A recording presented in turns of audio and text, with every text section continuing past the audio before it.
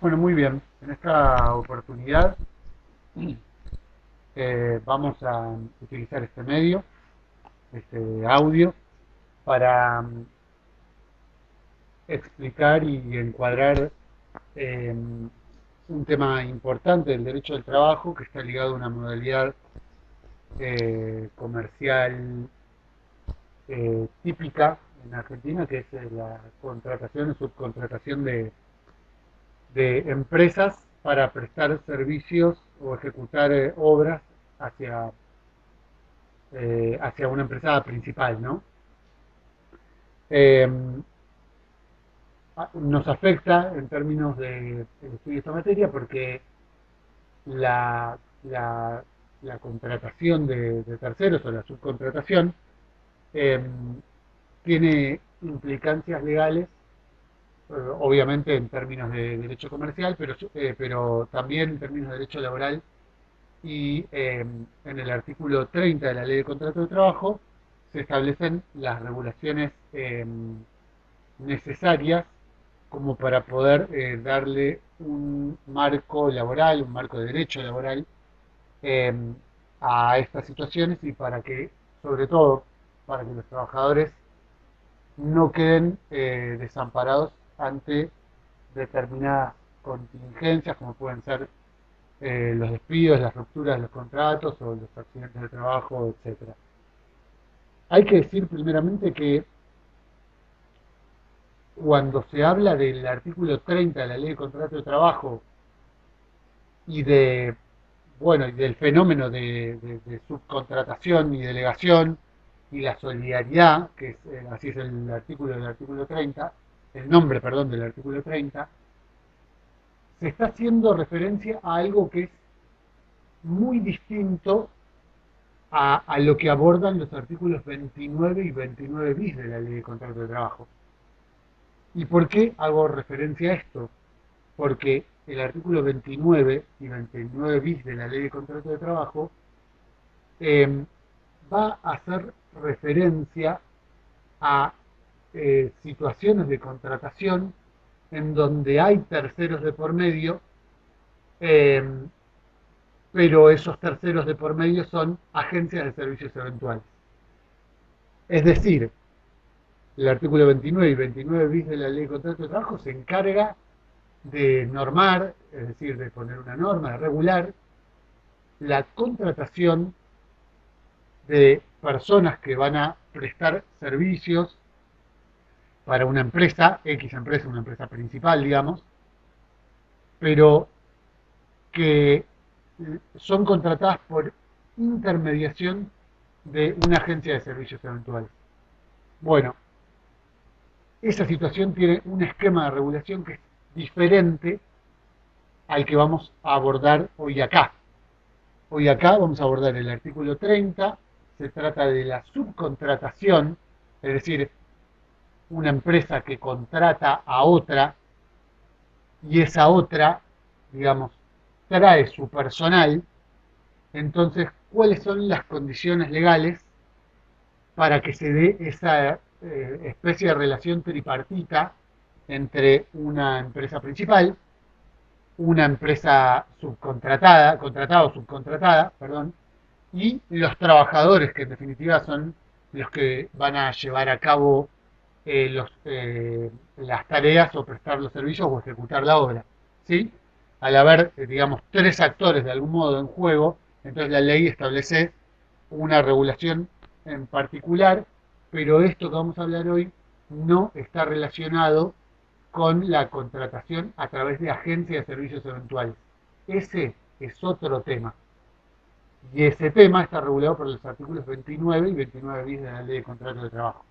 En el artículo 30 se habla de situaciones, como podemos ejemplificar, eh, bueno, supongan un shopping comercial, como podría ser acá en Pilar el shopping el Palmas del Pilar, que contrata a una empresa o subcontrata a una empresa. ¿Para qué? Para que esa empresa, para que ese contratista o subcontratista lleve a cabo una tarea. Por ejemplo, podría ser todas las tareas de limpieza y mantenimiento del shopping. Ustedes, cualquiera de ustedes que haya recorrido Palmas del Pilar o cualquier shopping, digamos, estoy dando un ejemplo nada más, se va a dar cuenta que tiene eh, personal de mantenimiento que está uniformado y que el nombre del uniforme dice el nombre de una empresa que es distinta a la empresa o a la razón social que corresponde propiamente al shopping, ¿sí? Lo mismo pasa con el personal de seguridad. En términos generales, en un shopping el personal de seguridad trabaja para una empresa contratista o subcontratista, ¿sí? Entonces, eh, que quede claro simplemente esa distinción, ¿no? Bueno, voy a dar lectura a la primera parte del artículo 30, como es largo lo vamos a dividir en dos partes, eh, y de esa manera, con esa división, vamos a encarar la explicación. Artículo 30, subcontratación y delegación, solidaridad. Quienes cedan total o parcialmente a otros el establecimiento o explotación habilitado a su nombre, o contraten o subcontraten, cualquiera sea el acto que le dé origen, trabajos o servicios correspondientes a la actividad normal y específica propia del establecimiento, dentro o fuera de su ámbito, deberán exigir a sus contratistas o subcontratistas el adecuado cumplimiento de las normas relativas al trabajo y los organismos de la seguridad social. ¿Sí? Bueno, eh, esta primera parte eh, deja en claro, digamos, o establece, mejor dicho, regulaciones que están relacionadas a las situaciones donde una empresa, podemos guiarnos con el ejemplo que dábamos antes, pero ahora nos abstraemos y hacemos teoría, digamos, una empresa que cede en forma total o parcial una parte de su establecimiento o una parte de sus tareas o de los servicios que presta a otra empresa para que los lleve a cabo. ¿Sí?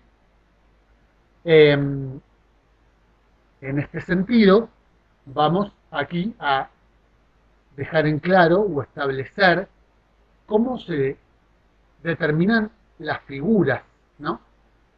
Eh, la empresa que cede eh, en forma total o parcial locaciones de su establecimiento o trabajos o servicios que pertenecen a su actividad, a su propia actividad, esas empresas se van a llamar empresas cedentes o van a cubrir la figura del cedente. ¿Sí?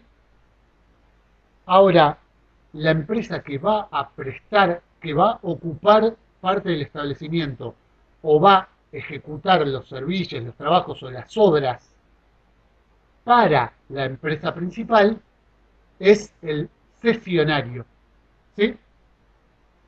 Eh, es importante distinguir las figuras del cedente y del cesionario, primero porque determinan los roles que le va a dar la normativa, ¿no?, a cada uno y por lo tanto las responsabilidades y las obligaciones que tienen por la ley cada uno. El primer párrafo deja en claro una regulación, una idea muy fuerte, que claramente es una regulación legal, y a su vez, si bien lo hace de una forma muy general, le da, digamos, una tarea importante al cedente, ¿no? ¿Cuál es esa tarea? Es que el cedente debe velar porque el cesionario cumpla en forma adecuada todas las normas que son relativas al trabajo y a la seguridad social. Es decir, que la ley está estableciendo que el cedente no es ajeno, no es que contrata a otra empresa y no tiene nada más que hacer, ni funciona como un ajeno a esa situación. Por el contrario, la ley le da la responsabilidad legal al cedente de controlar al cesionario para que el cesionario cumpla con todas las normativas laborales y con todas las normativas de la seguridad social. Vamos al ejemplo del shopping. Supongamos que Palmas del Pilar, para seguir en el ejemplo, puede ser cualquier otro shopping, contrata a, no sé, una empresa de limpieza y mantenimiento que se llama Limpiolux, ¿sí? Entonces, Limpiolux va a venir como empresa que presta ese servicio, digamos, con todos los trabajadores que son trabajadores contratados por Limpiolux y donde el responsable, el titular de la relación laboral es Limpiolux, ¿sí? Limpiolux en este momento está funcionando como un ejemplo para nosotros, una empresa imaginaria, ¿sí? Eh, los trabajadores que prestan servicios de limpieza o que ejecutan obras de mantenimiento, supongamos que todo lo hacen para Limpiolux, son trabajadores de esa empresa, ¿no? De Limpiolux. El titular de esa relación laboral es justamente la empresa que lleva este nombre, ¿sí? Limpiolux. Ahora, en los términos del artículo 30 de la Ley de Contrato de Trabajo, Limpiolux sería el cesionario, es decir, la empresa que es contratada para prestar el servicio o llevar a cabo las obras. El cedente, por el contrario, sería el shopping Palmas del Pilar o la razón social que corresponda, ¿sí?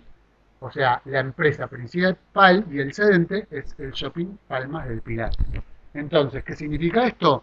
Que la ley le da un rol muy importante al shopping o a la razón social que corresponde al shopping, y es que debe velar por el cumplimiento de la normativa laboral y de la normativa de la seguridad social. Dicho mal y pronto y rápido, aunque ahora vamos a profundizar con la segunda parte, en la segunda parte del artículo, eh, el shopping, que es la parte principal, le va a tener que exigir al Limpiolux que las contrataciones estén, digamos, registradas, que no haya trabajadores en negro, es decir, le va a pedir todas las constancias de alta de AFIP, le va a pedir todos los pagos de la obra social, le va a pedir la RT para esos trabajadores. Bueno, va a pedir otras cosas que ahora las vamos a ver en la segunda parte del artículo 30, pero para que encuadren qué significa velar por el cumplimiento de la normativa laboral y de la normativa de la seguridad social, ¿sí? La ley le da una tarea, una responsabilidad muy fuerte, y es que no puede desentenderse eh, respecto de la empresa que contrata eh, en relación al cumplimiento de estas normativas, ¿no? Laboral y de la seguridad social. Muy bien, vamos ahora a la segunda parte del artículo, ¿no? La segunda parte del artículo dice lo siguiente. Los cedentes, contratistas o subcontratistas deberán exigir, además, a sus cesionarios o subcontratistas el número del Código Único de Identificación Laboral de cada uno de los trabajadores que prestan servicios, o sea, el CUIL, la constancia de pago de las remuneraciones, una copia firmada de los comprobantes de los pagos mensuales al sistema de la seguridad social, una cuenta corriente bancaria de la cual sea titular, perdón, y una cobertura por riesgos de trabajo. Esta responsabilidad del principal de ejercer el control sobre el cumplimiento de las obligaciones que tienen los cesionarios o subcontratistas respecto de cada uno de los trabajadores que prestan servicios, no podrá delegarse en terceros y deberá ser exhibido cada uno de los comprobantes y constancias a pedidos del trabajador y o de la autoridad administrativa. Atención ahora, que viene una parte esencial. El incumplimiento de alguno de estos requisitos harán responsable solidario al principal por las obligaciones de los cesionarios, contratistas o subcontratistas, respecto del personal que ocuparen en la prestación de dichos trabajos o servicios, y que fueran emergentes de la relación laboral, incluyendo su extinción y las obligaciones de la seguridad social. Continúo un poquito más en los últimos renglones. Las disposiciones insertas en este artículo resultan aplicables al régimen de solidaridad específico vigente en el artículo 32 de la ley 22.250. ¿Sí? Y aclara al final del artículo que este segundo párrafo que acabo de leer, es un párrafo largo, es un párrafo incorporado por el artículo 17 de la ley 25.013, es una ley eh, hecha a finales de la década del 90, principios del año 2000, es la ley que se conoce por ley de flexibilización laboral, y es una ley que, bueno, tiene algunos de sus artículos vigentes, pero otra parte de sus artículos derogados, ¿sí? Eh, Esto que acabo de decir es a título informativo, no forma parte esencial de la explicación, ¿sí? Que la segunda parte de este artículo fue incorporado por una ley, que es la ley que se hizo llamar la ley de flexibilización laboral. Lo importante, otra cosa, les quiero aclarar, cuando estaba leyendo el artículo al final, dice que las disposiciones de este artículo, digamos, resultan aplicables al régimen de solidaridad del artículo 32 de la ley 22.250. Tampoco vamos a profundizar en eso. La ley 22.250 es la ley de la industria de la construcción, digamos, que regula la industria de la construcción. Es un caso particular y específico, eh, digamos, donde existen subcontrataciones, eh, pero nosotros nos estamos refiriendo a la aplicación general de la ley de contrato de trabajo y bueno, no nos interesa, por lo menos en esta materia, en este instituto, entrar en detalles acerca de la ley de la industria de la construcción. ¿Sí? Ahora bien, para sintetizar, que dice el segundo párrafo, para ir a lo esencial y lo importante, bueno, ¿qué le tiene que exigir el cedente al cesionario? Eh, Le tiene que exigir el CUIL de cada trabajador, es decir, el código único de identificación laboral, le tiene que pedir copia de los recibos de sueldos, le tiene que pedir una copia de los comprobantes de pago realizados a los organismos de la seguridad social, le tiene que pedir una cuenta corriente a su nombre y le tiene que pedir la cobertura de la ART. ¿Sí? Esto dicho en términos generales. Si uno piensa en términos, digamos, más específicos, ¿a qué se refiere esta documentación? Bueno, le va a pedir documentación de altas de AFIP, chicos y chicas, para que sepan, digamos, materialmente de qué se trata esto.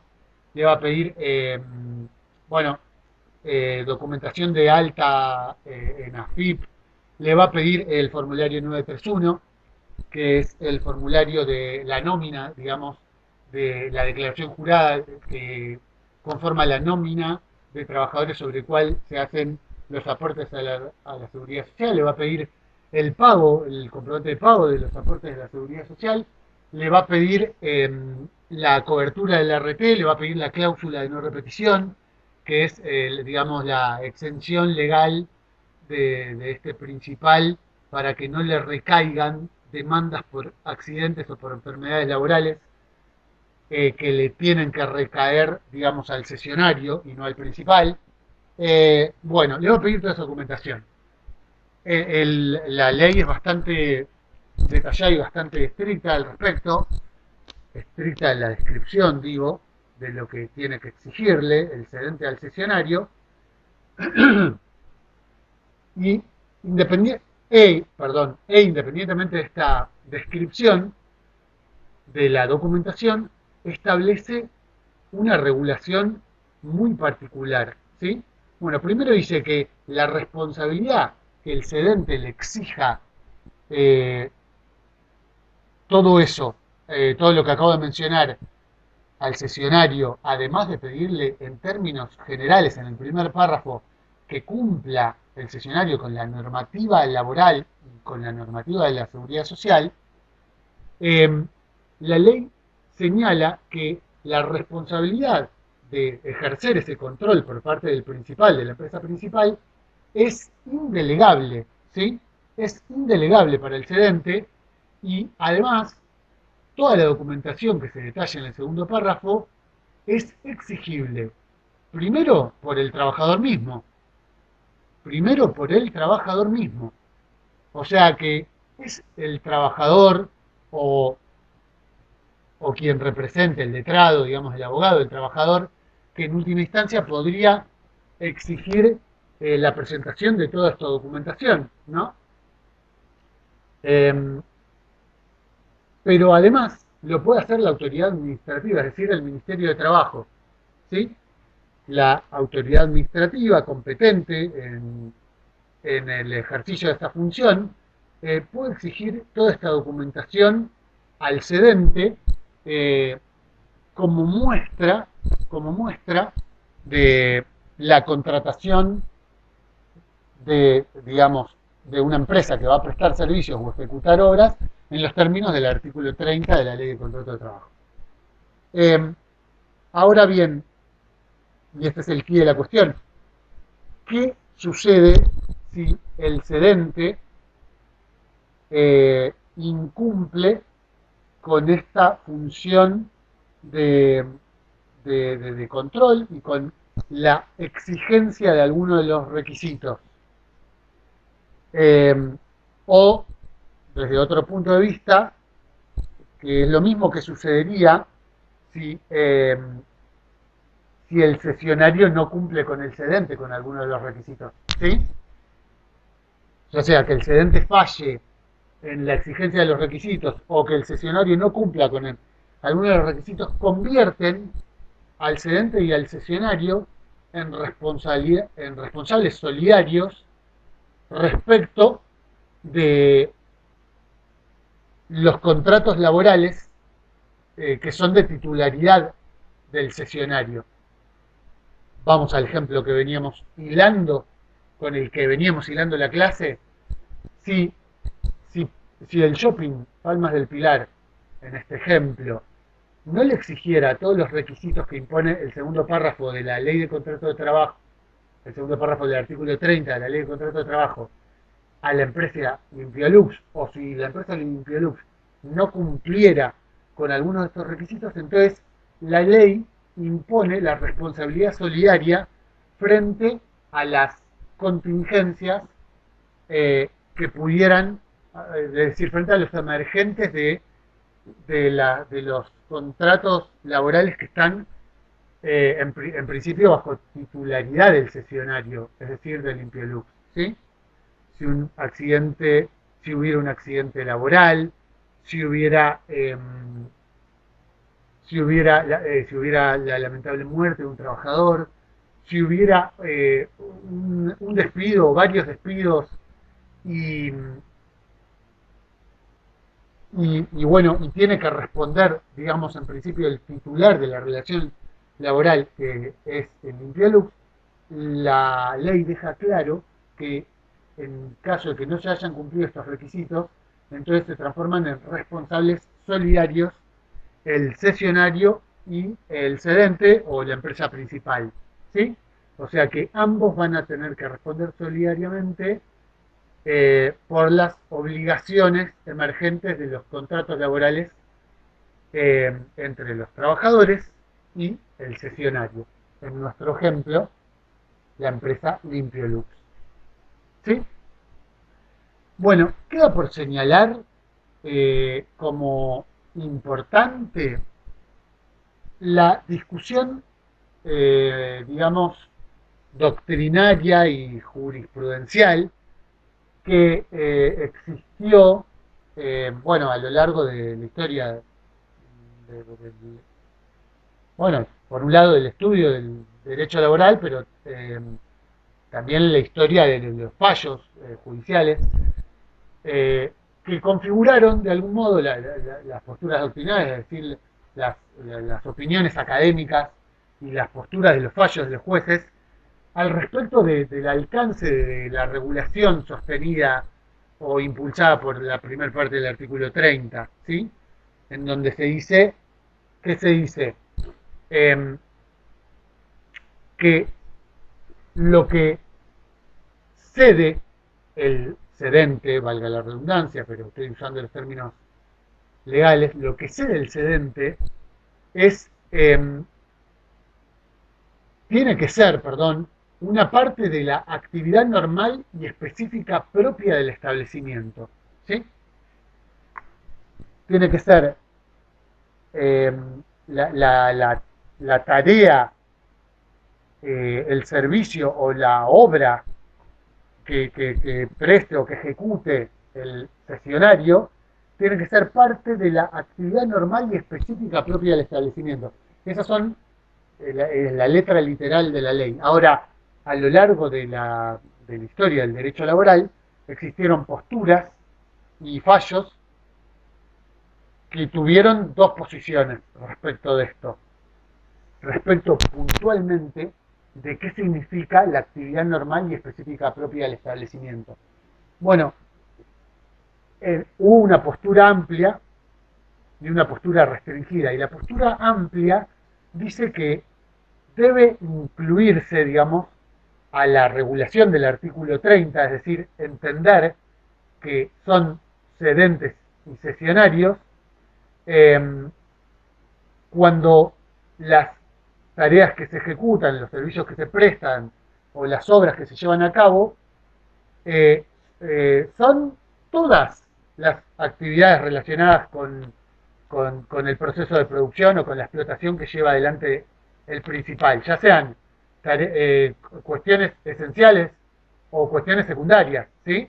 O sea que le da como menos papel a esa frase actividad normal y específica propia del establecimiento. Porque al dejar de lado esta letra literal de la ley, actividad normal y específica propia del establecimiento, entonces la postura amplia entiende que todo lo que haga un sesionario para un cedente, ¿me explico? Un sesionario para un cedente, toda obra o obra que ejecute o servicio que preste una empresa sesionaria para una empresa cedente, se va a entender dentro de los términos del artículo 30 de la Ley de Contrato de Trabajo, ¿sí? Ahora, la postura restringida no dice eso. Dice que solo se va a entender dentro de la regulación del artículo 30 y por lo tanto se van a entender como sesionarios y cedentes cuando la tarea o la obra que se lleva a cabo, se ejecuta, es una actividad central y esencial del proceso de producción o de la explotación, ¿sí? No puede ser una actividad marginal o secundaria, sino tiene que ser una actividad, una tarea, una actividad central del proceso de producción, ¿sí? Obviamente, esto fue objeto de discusión en los diferentes fallos a lo largo de la historia y en las diferentes posturas doctrinarias. Un ejemplo de ello, el autor Grisolia lo desarrolla, y es un fallo de la Corte Suprema de Justicia de la Nación de abril de 1993, que se llama el caso Rodríguez Juan contra Compañía Embotelladora Argentina Sociedad Anónima, según recurso de hecho. Y lo que dice el fallo de la Corte Suprema de Justicia de la Nación es que una empresa, por ser proveedora de otra, una empresa que es proveedora de otra, no puede encuadrar dentro de las figuras de cedente y cesionario del artículo, reguladas por el artículo 30 de la Ley de Contrato de Trabajo. Entonces no se puede entender a la empresa principal como responsable solidario de las obligaciones laborales del cesionario, cuando el cesionario es simplemente un proveedor, ¿no? Esto para resumir el fallo, digo. Y lo que sostiene es que para que surja la solidaridad o para que sea aplicable la solidaridad que establece el artículo 30, tiene que complementar la actividad normal del proceso productivo, es decir, tiene que haber una continuidad o una unidad técnica de ejecución entre la empresa y su contratista, ¿sí? O entre el cedente y el cesionario. Eh, a ver, esto es una aplicación de la postura restringida, porque lo que está diciendo es que eh, por el hecho de ser proveedor, un cesionario por el hecho de ser proveedor del principal, no haría, no cuadraría en la posibilidad de que el principal se haga responsable solidario eh, del cesionario. Ahora, posteriormente, este fue el fallo Rodríguez, posteriormente en el 2009, y también lo cita Grisolia, hay un fallo que se le llama el fallo Benítez, donde se revierte esta postura y donde, digamos, si bien nuestro autor hace una referencia general, donde se deja en claro que perdón, estaba tocando el micrófono, que un proveedor sí cuadraría como un cesionario y entonces sí entraría dentro de la regulación del artículo 30 y haría responsable solidario al principal. ¿A qué estamos llamando un proveedor para que ustedes se hagan a la idea? Bueno, en muchas empresas, no sé, por ejemplo, del Parque Industrial de Pilar, eh, otras empresas ingresan al establecimiento o aunque no ingresen, funcionan como proveedoras porque, porque bueno, porque producen, eh, digamos, bienes que son parte del proceso de producción de las empresas principales o porque llevan adelante tareas de cualquier índole dentro de, por ejemplo, una fábrica del Parque Industrial de Pilar. Entonces, eh, en la actualidad se entiende que este proveedor que ingrese o no ingrese a la fábrica del parque industrial le presta servicios, digamos, o ejecuta obras en el establecimiento o fuera del establecimiento, pero para ese principal, bueno, digamos que la postura eh, amplia es la que se impone en este momento, de acuerdo a este último fallo de la Corte Suprema, el fallo que les mencioné del 2009, Benítez, porque se entiende que esos proveedores sí son cesionarios y encuadran dentro dentro del artículo 30.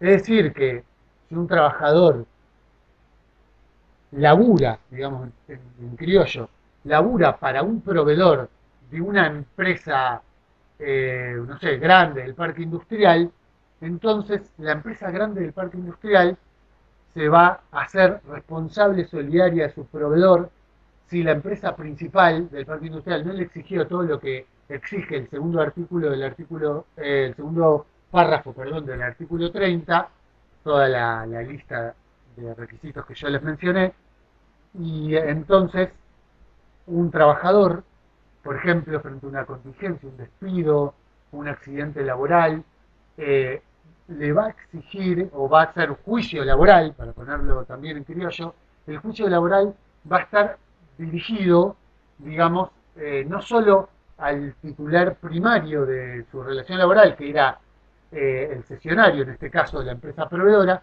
sino también a la empresa principal, en el ejemplo, la empresa del parque industrial. ¿Me explico?